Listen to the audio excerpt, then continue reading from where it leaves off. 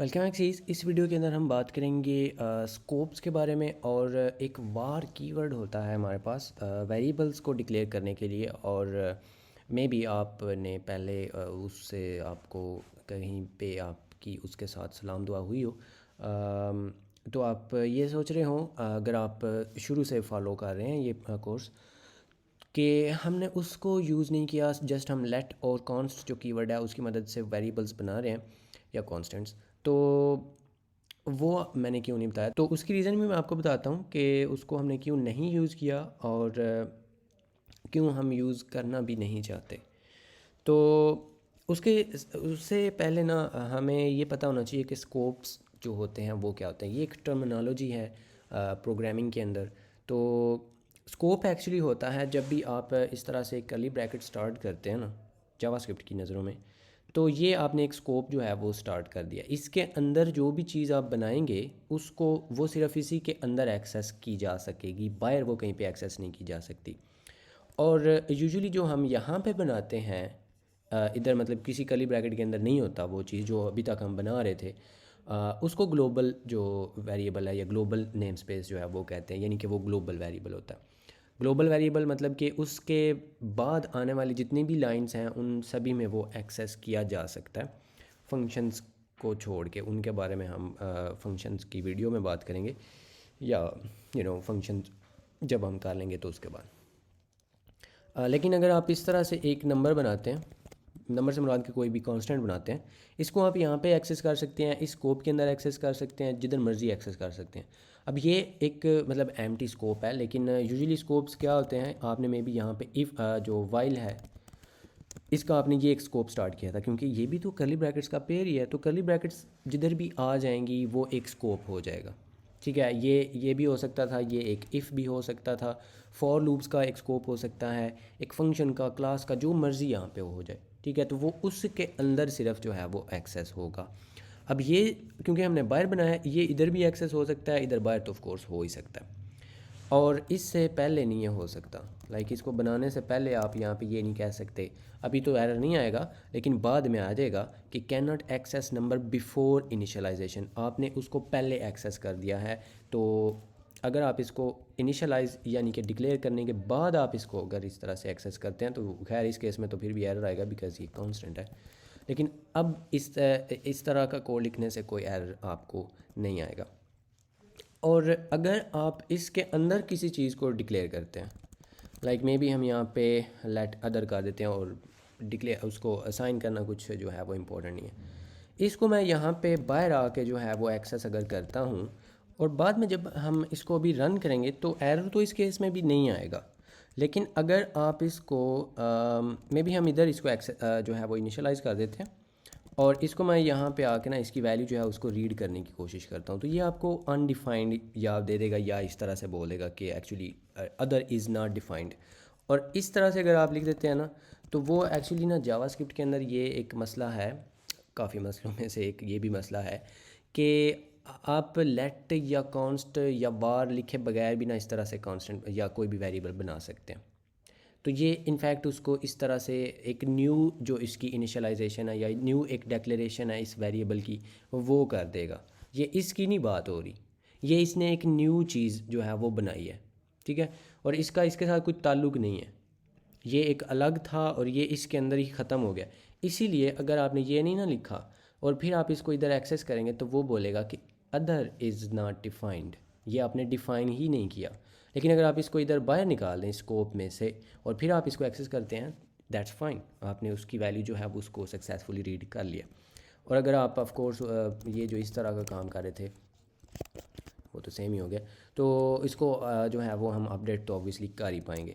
लेकिन अगर आपने इसको इसके अंदर रखा हुआ है तो ये सिर्फ इसी को बिलोंग करता है, इसी स्कोप के अंदर, यानी कि ये कर्ली ब्रैकेट जो ही जो है वो एग्जीक्यूट होगी इसके बाद आके या इसके बाहर आके, तो ये चीज़ एग्जिस्ट नहीं करेगी। ठीक है, इसको आप स्कोप कहते हैं। और इसके अंदर भी कुछ स्कोप्स हो सकते थे, ये जो था आप इसको इसके अंदर भी रख सकते थे।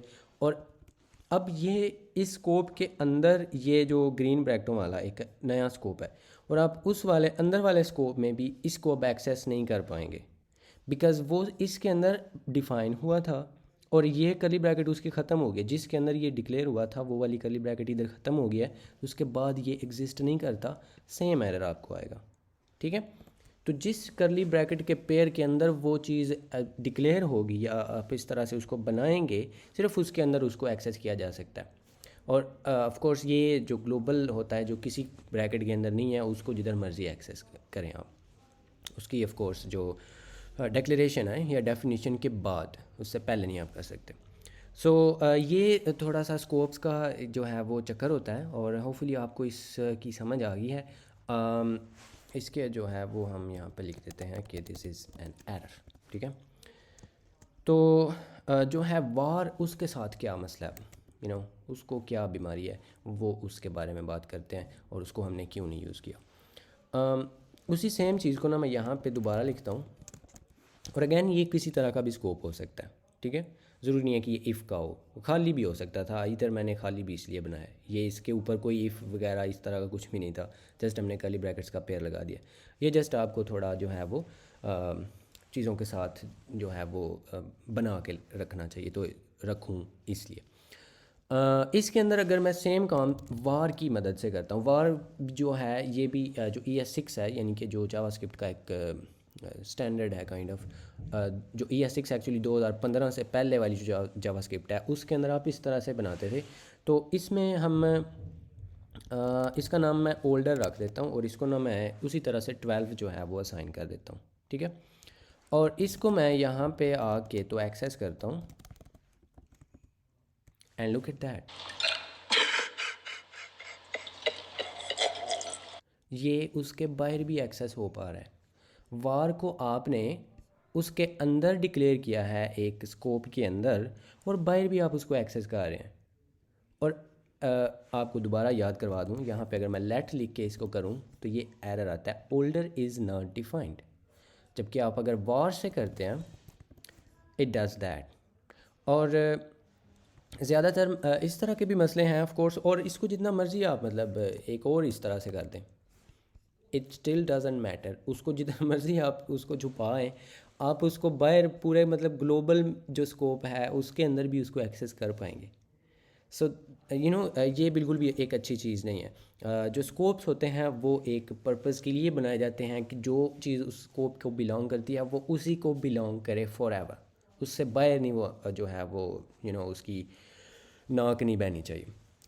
इसके अलावा ना एक और भी होता है, अगर आप एक फॉर लूप लिख रहे हो ना, तो उसमें भी ये इसी तरह से हो जाता है, लेकिन केस तो सेम ही होगा। अगर आपके पास इस तरह से है ना, तो इधर आप आई जो है उसको इस तरह से इनिशियलाइज करते हो, और फिर ऐसे चलते हो I++, और इधर जो भी हो रहा है। अब ये जो था, ये आई वेरिएबल जो है ये टेक्निकली इस फॉर लूप को बिलोंग करता है। इसके अंदर हमने इसको जो है टेक्निकली तो नहीं, खैर ये एक्चुअली बिलोंग इसी को करता है, ये इसी को बिलोंग करना चाहिए अगर आप लेट की मदद से करते हैं। ठीक है, और इसके बाहर नहीं आप इसको एक्सेस कर सकते। लाइक इधर आके अगर आप कंसोल लॉग आई करते हो ना, तो आपको वही अनडिफाइंड वाला आई इज़ अनडिफाइंड वाला एरर मिला है। बट अगर आप इसको वार से बना देते हो, चलो जी इधर 5 आ गया। और 5 क्यों है, क्योंकि ये लूप कब तक चलना है, 0 से लेके 4 तक। और ये स्टॉप कब होगा, जब आई की वैल्यू 5 हो जानी है। तो 5 जब लेस दैन 5 इस तरह से वो करेगा तो ये कंडीशन फॉल्स हो जाएगी, और लूप तो हो गया है एंड। लेकिन ये आई साहब जो हैं ये अभी भी इधर ही घूम रहे हैं, और उनकी वैल्यू ऑफ कोर्स 5 हो चुकी थी, और वो आप इधर भी एक्सेस कर पा रहे हैं। तो यही मसला है वार कीवर्ड के साथ, कि ये जो है स्कोप्स को नहीं जानता पहचानता।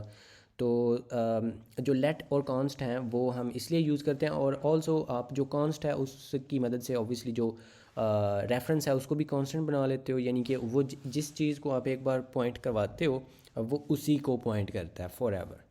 तो वार जो है उससे हम वो भी चीज़ जो है वो अचीव नहीं कर सकते।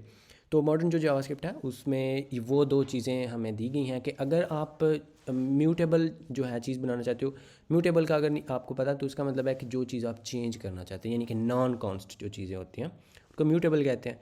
तो म्यूटेबल चीज़ें बनाने के लिए आप लेट का इस्तेमाल करें जो है मॉडर्न जावास्क्रिप्ट के अंदर। और अगर आपने जो कांस्टेंट चीज़ बनानी है, यानी कि इम्यूटेबल चीज़ रखनी है, तो उसको सिंपली कॉन्स्ट जो है उससे आप बनाएंगे। ठीक है, और वार जो है उसको आप ऑलवेज़ अवॉइड करेंगे। ठीक है। सो ये था थोड़ा सा स्कोप्स के बारे में, मतलब इम्पोर्टेंट है जो ये टॉपिक। तो मैंने सोचा कि यहाँ पे हम इसको भी जो है वो इंक्लूड कर दें, क्योंकि आगे जो है इसकी मे भी हमें ज़रूरत पड़े, और ये वैसे भी एक अच्छा कॉन्सेप्ट है। और मे भी आपका ये भी जो आंसर है या क्वेश्चन है एक्चुअली, उसका आपको आंसर मिल गया होगा कि हम वार जो है उसको क्यों नहीं यूज़ कर रहे, और लेट और कॉन्स्ट हम क्यों यूज़ कर रहे हैं, और इसको हम क्यों यूज़ नहीं भी करेंगे, आइंदा भी हम वार जो है उसको यूज़ नहीं करेंगे। तो उसकी रीज़न्स जो हैं वो भी होपफुली आपको समझ आ गई हैं। सो ये होते हैं scopes and war keyword in JavaScript.